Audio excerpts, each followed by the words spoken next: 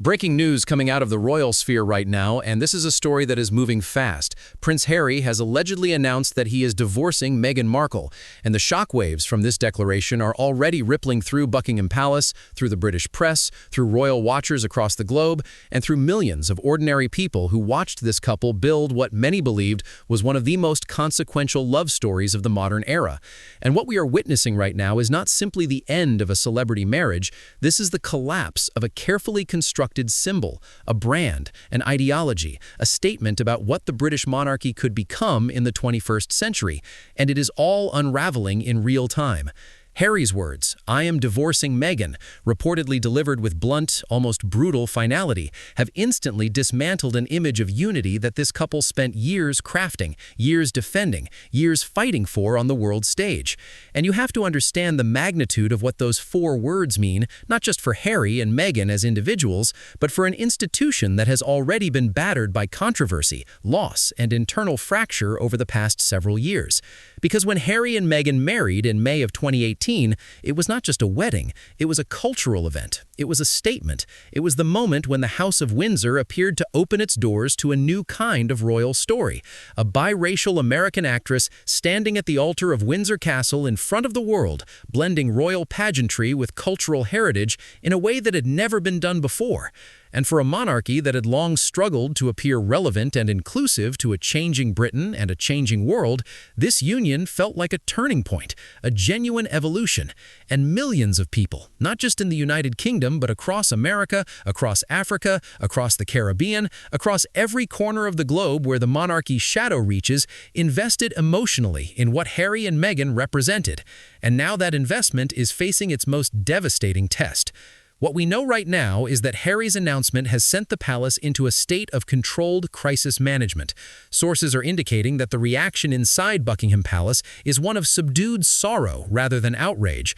And that is significant because it tells you something about the emotional register of this moment, even at the institutional level. King Charles III, who himself endured one of the most publicly painful and scrutinized divorces in modern British history when his marriage to Princess Diana collapsed under the weight of media pressure, duty, and personal incompatibility, is said to be responding with private paternal concern rather than institutional condemnation. And Charles understands better than almost anyone alive what it means to have your marriage disintegrate in front of a watching world. He understands the toll it takes on the individuals involved, the children caught in the middle, and the crown that must somehow project stability while privately absorbing the tremors of family breakdown. And so, the palace's likely strategy in the coming days and weeks will be one of deliberate silence, minimal public comment, a careful framing of this as a private matter, a studied effort to prevent the divorce from becoming another front in the ongoing war between the Sussexes and the institution they left behind.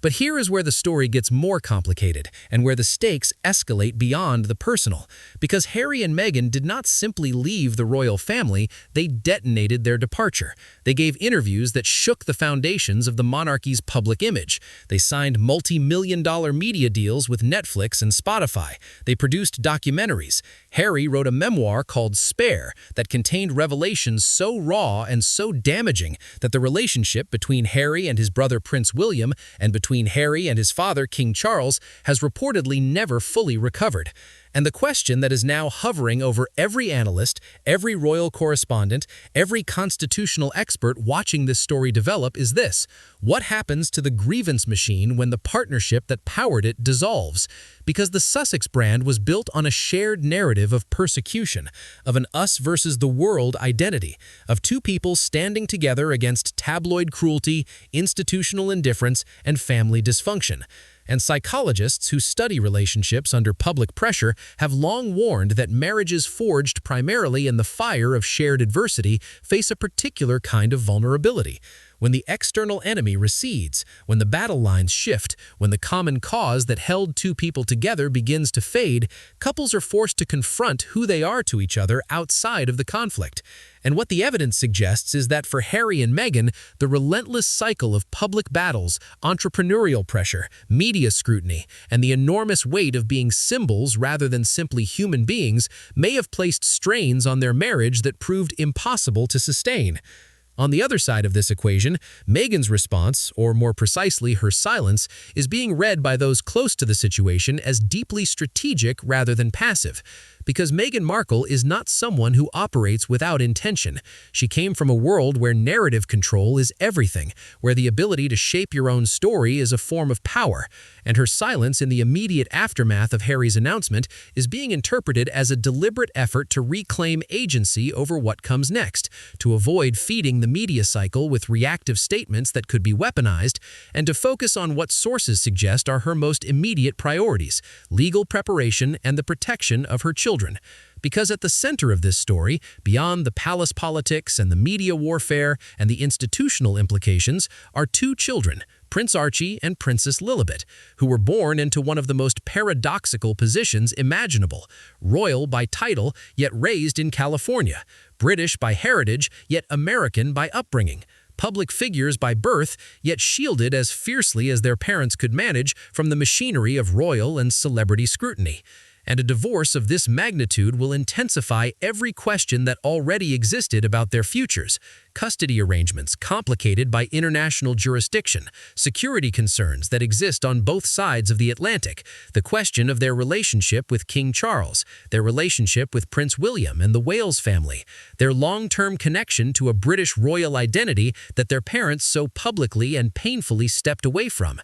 And as these children grow older, they will inevitably encounter the full weight of the public narrative surrounding not just their parents' separation, but the entire arc of the Sussex story: the wedding, the exit, the revelations, and now the divorce. And navigating that inheritance, that dual identity pulled between American celebrity culture and British royal lineage, will be among the most complex personal journeys any children of their generation will face. Meanwhile, the reaction from Prince William is being characterized as layered and difficult to read from the outside, because the once extraordinarily close bond between these two brothers, two boys who walked behind their mother's coffin together, who leaned on each other through the defining traumas of their childhood, has reportedly eroded significantly over the past several years, worn down by public disputes, competing visions of royal duty, and the damage inflicted by the very public accusations and revelations that emerged from Harry's interviews and memoir. And while William, as a future king, must project dignity and restraint,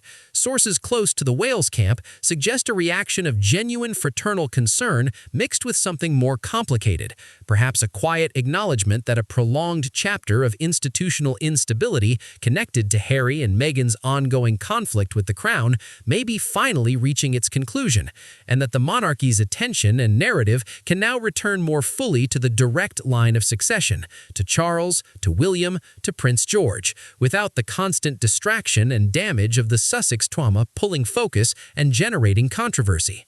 Other senior royals are maintaining the posture of quiet empathy paired with public discretion that has become the House of Windsor's default crisis mode, projecting unity while internally absorbing the implications of yet another high-profile family fracture at a moment when the monarchy is still navigating the post-Elizabethan era and still working to define its identity and its purpose in a rapidly changing world. What analysts are pointing to right now as the deeper significance of this moment is not the divorce itself, but what it represents symbolically. Because Harry and Meghan were not just a married couple, they were a bridge. They were the monarchy's most compelling argument that tradition and modernity could coexist, that an ancient institution could embrace diversity and change without losing its core identity. And now that bridge has fractured, and the question of what the monarchy loses along with it, in terms of global appeal, in terms of its connection to younger and more diverse audiences, in terms of the progressive narrative it had briefly appeared to embrace,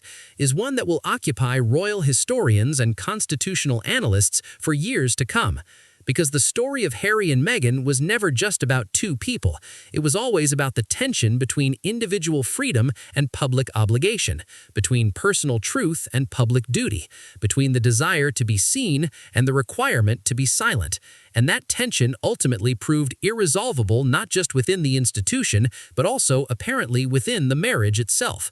We are continuing to monitor this story as new details emerge, and there are significant developments still expected in the coming hours and days. Reactions from official palace channels, potential legal filings, responses from the couple's media representatives, and almost certainly a response from Meghan herself that will be as carefully calibrated and strategically timed as everything she has done in the public arena since the moment she stepped into it. And what you need to understand as this story continues to develop is that the aftershocks of this announcement will not be contained to the gossip columns or the entertainment press. This is a story about power, about institutions, about race and identity and media, and the very modern question of what we owe to the systems we are born into and what we are allowed to reclaim for ourselves. And Prince Archie and Princess Lilibet, two small children growing up in California, are now the living inheritors of that unresolved question, the innocent symbols of a fracture that has shaken not just a family,